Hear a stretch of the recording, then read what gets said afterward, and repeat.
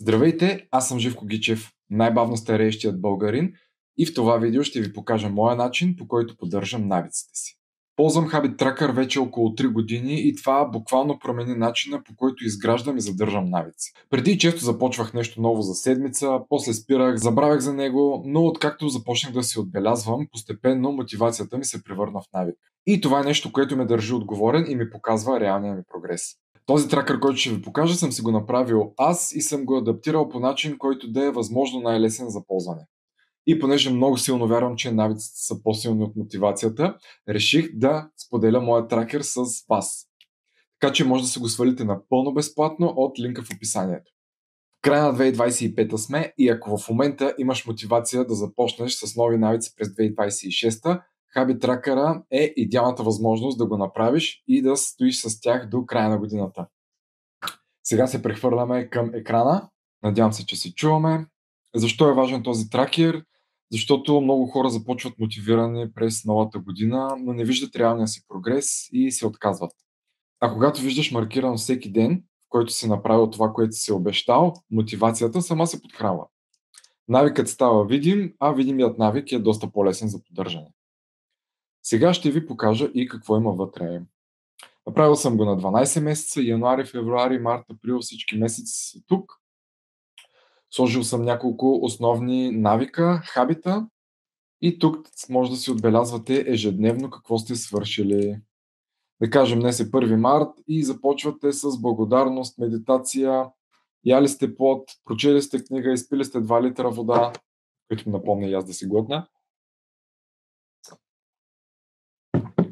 Направили сте тренировка, не сте пили алкохол, не сте яли сладко или чипс и сте в леглото преди 12, пълен прекрасен ден и получавате звездичка. Ето виждате как емоджитата се сменят и стават все по-надъхващи с колкото повече навика отбелязваме, за да е една допълнителна мотивация. И така може да се следите всеки ден и да се траквате прогреса,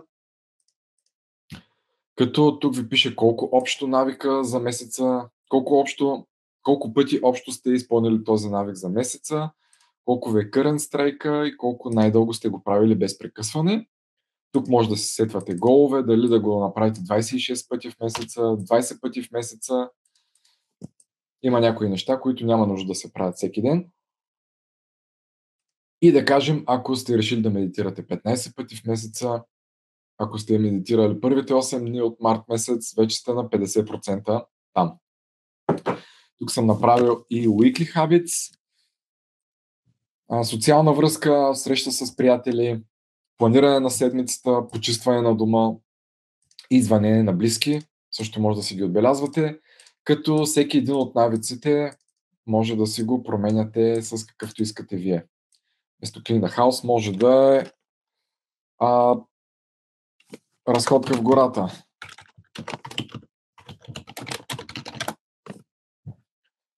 Може да си ги променяте според вашите лични нужди. Как го правите това? Как да си вземете файла? Штракате на файл, давате създаване на копие и си създавате копие във вашия си драйв. Файлът е направен през Google Sheets. Много удобно, може да го ползвате през телефон и през компютър, през всякакви браузъри. Ето сега ще ви покажа как изглежда и през телефон. Ето така изглежда тракърчето и през телефона. Много удобно. Настройвате си навиците да ви се виждат отляво и всеки ден може да си ги отбелязвате, тези, които сте попълнили, тези, които не сте. И дори може да не го отваряте през web браузър. Може да си го штракате директно през телефона.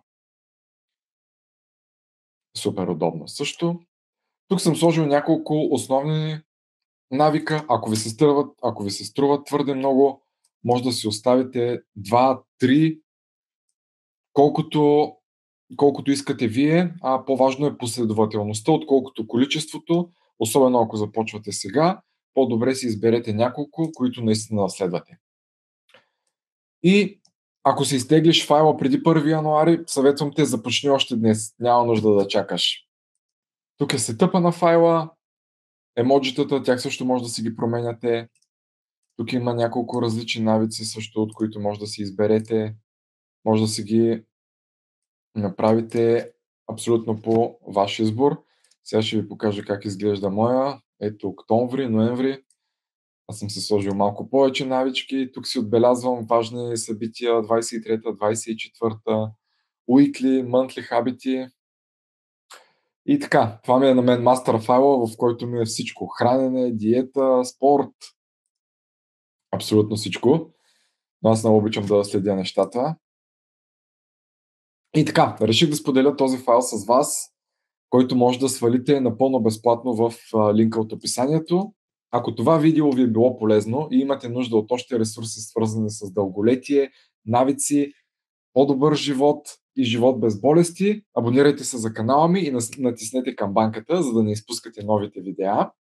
А ако решите да свалите файла, моля напишете ми в коментарите кои навици ще сложите долу първо вие.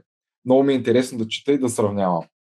Също така може да се надъхваме един друг, да си споделяме, да се чекваме кой докъде е с навиците през годината и да си направим едно комюнити на Habit Tracker.